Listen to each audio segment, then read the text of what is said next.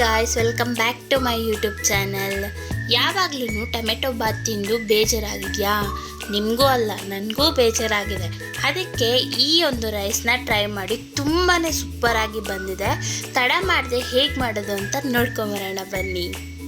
ಮೊದಲಿಗೆ ಒಂದು ಪ್ಯಾನ್ಗೆ 2 ಟೇಬಲ್ ಸ್ಪೂನ್ ಆಯಿಲ್ ಹಾಕ್ಕೊಳ್ಳಿ. ಹಾಗೆ 2 ಚಕ್ಕೆ, 5 ಲವಂಗ, 1 ಯಾಲಕ್ಕಿ, ಹಾಗೆ 2 ಟೇಬಲ್ ಸ್ಪೂನ್ ಜೀರಿಗೆ, 1 ಟೇಬಲ್ ಸ್ಪೂನ್ ಮೆಂತೆ, 1 ಟೇಬಲ್ ಸ್ಪೂನ್ ಧನಿಯಾ ಕಾಳು, 1 ಟೇಬಲ್ ಸ್ಪೂನ್ ಉದ್ದಿನ ಕಾಳು, ಹಾಗೆ 10 ರಿಂದ 15 ಕಾಳು ಮೆಣಸು, 1 ಟೇಬಲ್ ಸ್ಪೂನ್ ಕಡಲೆಬೇಳೆ, 5 ರಿಂದ 6 ಗೋಡಂಬಿ, 5 ಬ್ಯಾಡಗೆ ಮೆಣಸಿನ್ಕಾಯಿ.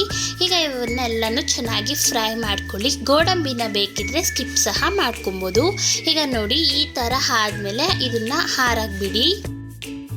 ಒಂದು ಮಿಕ್ಸಿ ಜಾರ್ನ ತಗೊಂಡು ನಾವು ಆಗಲೇ ಫ್ರೈ ಮಾಡಿ ಇಟ್ಕೊಂಡಿದ್ವಲ್ಲ, ಆ ಮಸಾಲೆ ಎಲ್ಲನೂ ಹಾಕ್ಕೊಂಡು ನುಣ್ಣಗೆ ರುಬ್ಕೊಂಡು ಬನ್ನಿ.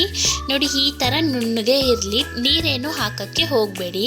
ಈಗ ಮತ್ತೊಂದು ಮಿಕ್ಸಿ ಜಾರ್ನ ತಗೊಂಡು ಇದಕ್ಕೆ 1 ಕಪ್ ಪುದೀನ, ಹಾಗೆ ಅರ್ಧ ಕಪ್ಪು ಕೊತ್ತಂಬರಿ ಸೊಪ್ಪು, 1 ಇಂಚು ಶುಂಠಿ, 1 ಗೆಡ್ಡೆ ಬೆಳ್ಳುಳ್ಳಿನೂ ಹಾಕ್ಕೊಳ್ಳಿ. ಖಾರನ ನೋಡಿಕೊಂಡು 3 ಹಸಿಮೆಣಸಿನ್ಕಾಯಿನ ಹಾಕೊತಿದ್ದೀನಿ. ಆಮೇಲೆ 3 ಟೇಬಲ್ ಸ್ಪೂನ್ ಹುಣಸೆ ಹಣ್ಣಿನ ರಸ ಮಾತ್ರ ಹಾಕ್ಕೊಳ್ಳಿ. ಈಗ ಇದನ್ನು ನೀರೇನು ಹಾಕ್ದಿರಂಗೆ ನುಣ್ಣಗೆ ರುಬ್ಕೊಂಡು ಬನ್ನಿ. ನೋಡಿ, ಈ ಥರ ನುಣ್ಣಗೆ ಪೇಸ್ಟ್ ಥರ ಆಗಿರಲಿ. ಈಗ ಒಂದು ಕುಕ್ಕರ್ನ ತಗೊಂಡು ಇದಕ್ಕೆ 5 ಟೇಬಲ್ ಸ್ಪೂನ್ ಆಯಿಲ್, ಹಾಗೆ 1 ಟೇಬಲ್ ಸ್ಪೂನ್ ಬೆಣ್ಣೆ ಅಥವಾ ತುಪ್ಪನ ಹಾಕೊಬೋದು. ಅವೆರಡೂ ಇಲ್ಲ ಅಂದ್ರೂ ಸಹ ನೀವು ಸ್ಕಿಪ್ ಮಾಡ್ಕೊಬೋದು. ಈಗ ಇದಕ್ಕೆ 2 ಪಲಾವ್ ಎಲೆನ ಹಾಕ್ಕೊಂಡು ಸ್ವಲ್ಪ ಹೊತ್ತು ಫ್ರೈ ಮಾಡ್ಕೊಳ್ಳಿ. ಅದಾದ ನಂತರ ಇಲ್ಲಿ ನಾನು ಮೀಡಿಯಮ್ ಸೈಜಿಂದು 4 ಈರುಳ್ಳಿನ ತಗೊಂಡಿದ್ದೆ.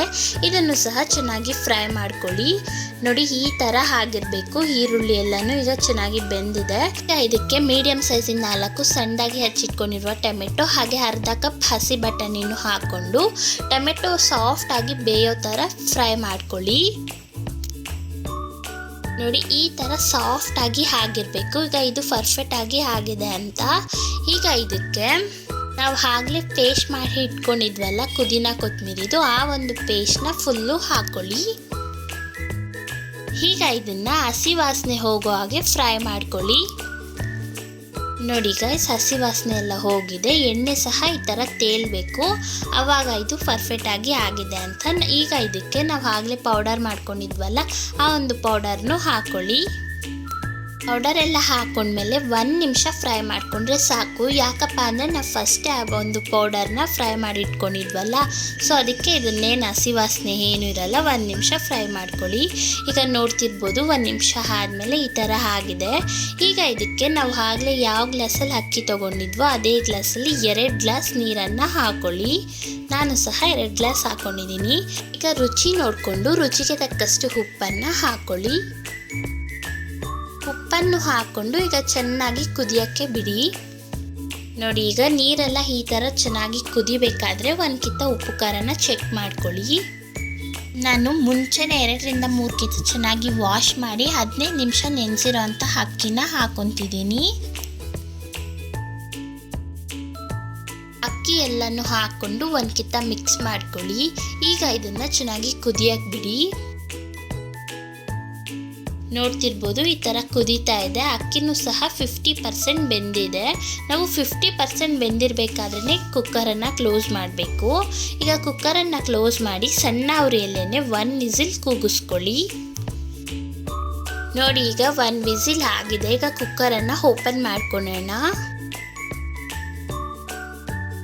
ನೋಡಿ, ಕುಕ್ಕರ್ ಓಪನ್ ಮಾಡಿದ ತಕ್ಷಣವೇ ಎಷ್ಟು ಕಲರ್ಫುಲ್ಲಾಗಿ ಬಂದಿದೆ ಅಲ್ವಾ? ತುಂಬಾ ಟೇಸ್ಟಿಯಾಗಿತ್ತು. ಈ ಒಂದು ರೆಸಿಪಿಗೆ ನಾವು ಮನೆಯಲ್ಲೇ ಸ್ಪೈಸಸ್ ಪೌಡರನ್ನು ಮಾಡ್ಕೊಂಡಿದ್ವಿ. ಸೊ ಅದಕ್ಕೆ ನಮಗೆ ಹೆಲ್ತ್ಗೂ ಸಹ ತುಂಬಾ ಒಳ್ಳೆಯದು. ಎಷ್ಟು ಉದ್ರುದ್ರಾಗಿ ಎಷ್ಟು ಸೂಪರಾಗಿ ಬಂದಿದೆ ಅಲ್ವಾ ಗೈಸ್? ನೀವು ಒಂದ್ಕಿತ ಮಾಡಿ ಹೇಗೆ ಬಂದಿತ್ತು ಅಂತ ಕಮೆಂಟಲ್ಲಿ ತಿಳಿಸಿ. ಈ ಒಂದು ಚಾನಲ್ನ ಸಬ್ಸ್ಕ್ರೈಬ್ ಮಾಡ್ಕೊಳ್ಳಿ. ಇದೇ ಥರ ಟೇಸ್ಟಿಯಸ್ಟ್ ರೆಸಿಪೀಸ್ ಬರ್ತಾನೆ ಇರುತ್ತೆ. ಸಬ್ಸ್ಕ್ರೈಬ್ ಮಾಡ್ಕೊಂಡಿದ್ದಕ್ಕೆ ತುಂಬಾ ಧನ್ಯವಾದಗಳು. ಈ ಒಂದು ರೆಸಿಪಿ ನೇಮ್ ಬಂದುಬಿಟ್ಟು ಪುದೀನ ಟೊಮೆಟೊ ಬಾತ್ ಅಂತ. Okay guys, thank you for watching.